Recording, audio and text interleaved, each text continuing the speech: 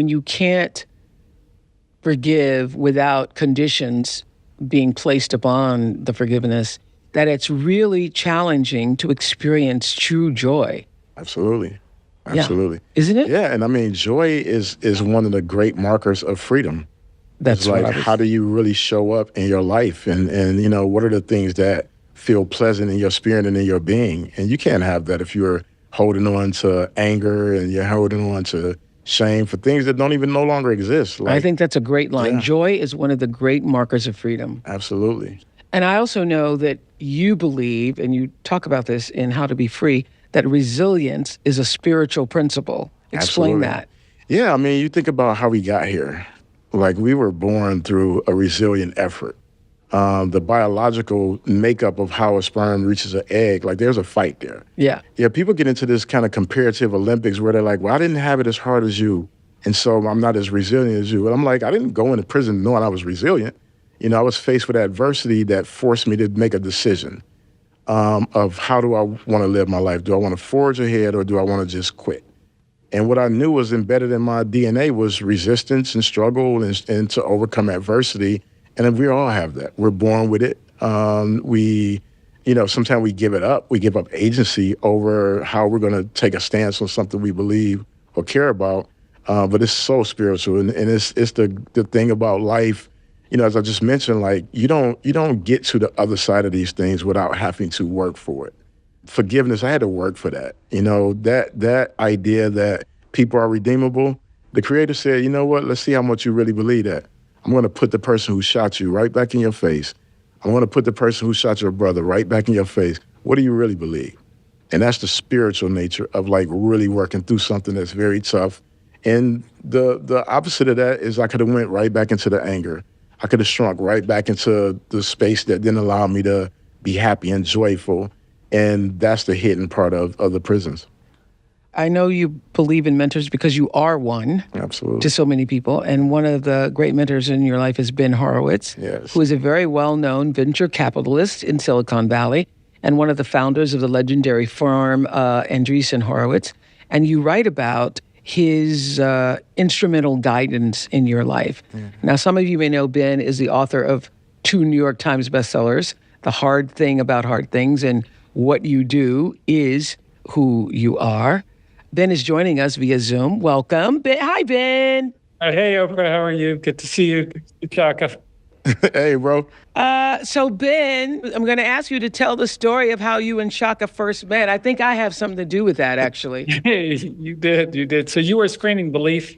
Yeah. And you screened it in Silicon Valley. Yeah, I'd done a series on religions all over the world, and I was screening it.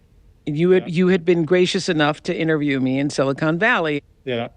So because I had to interview you, I was terrified just because you're really good at interviewing. And so I thought, okay, I hope she doesn't judge me. And then I got that kind of like, maybe I could ask you a few questions about interviewing beforehand and that would help me. And you said something that was really insightful. You said, I always ask people before I interview them what their intention is, and then that they have to trust me to get that intention. She says, I'll give you an example. And the example was, you said, I just had this guy on my show, Super Soul Sunday. He had tattoos, dreadlocks, big muscles. He's a real scary guy. Just got out of prison. And I asked him before the interview, I said, I'll help you get your intention, but you have to tell me what it is. And he said, well, my intention is that, people won't be judged by the very worst thing that happens in their life, that people can be redeemed.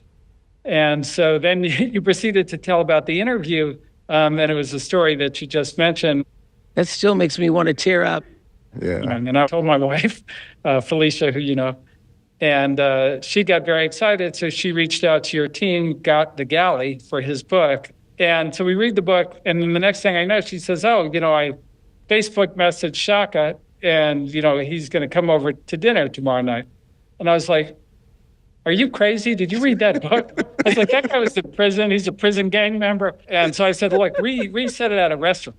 We'll go to a restaurant. Don't bring him to the house, Felicia. Family. We could just go home. Don't invite him to the house. So then she goes, okay. And we moved it to a restaurant. And then we meet, and it was really, I'd say, a little bit shocking for me, because in talking to him, he actually sounded like, I work with CEOs all day. He sounded like a really, really advanced CEO. Like, he knew all about like psychology, motivations, systems, how they work together, how you get to the truth. And I was like, wow, I could learn a lot from this guy about how he thinks about these things. And then actually the other thing that was very insightful to me, or like shocking, which I really wanted to know the answer to, was, there's this thing about solitary confinement, which is very bad. There's big movements against it because, you go crazy after like 2 or 3 weeks in there. He was in it for 7 years, and like, no question, he came out like better than when he went in. And I was so interested. I was like, how did that happen? Like, what happened? And it's actually the story of this book, which is, it's when he rewrote his own narrative. It's when he finally had the time and space to do that. And that was just so, because so much of achievement and building something great is being able to get to your own truth, and be comfortable with that. And his truth was so scary and dark. I know. And to be able to use solitary confinement, that confinement, to actually explore his inner world that way, and to be truthful with himself about the results, is what's so fascinating. And what's so fascinating about the first book, Righting My Wrongs, and what's so fascinating now about How to Be Free, that you were able to really tap into what that looks and feels like even before he was let go. Right. You say Ben taught you an important lesson about failure. What is that? Yeah, so, Ben and I, we talk a lot about success. And I remember asking, what does success mean? And he said to me, it's a series of smart decisions and a step-by-step. And I ended up asking that question again recently, and he was like, it's the same thing with failure.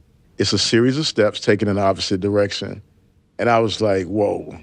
Because, it's like we can think about the steps toward something positive and progressive, but we don't also always think about failure as it's a series of things that you also do. Failing to show up, failing to be curious, failing to follow through.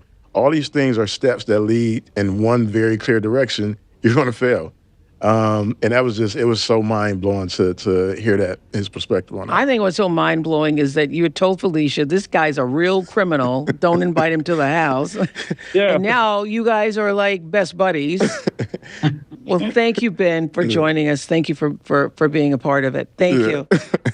Thank you.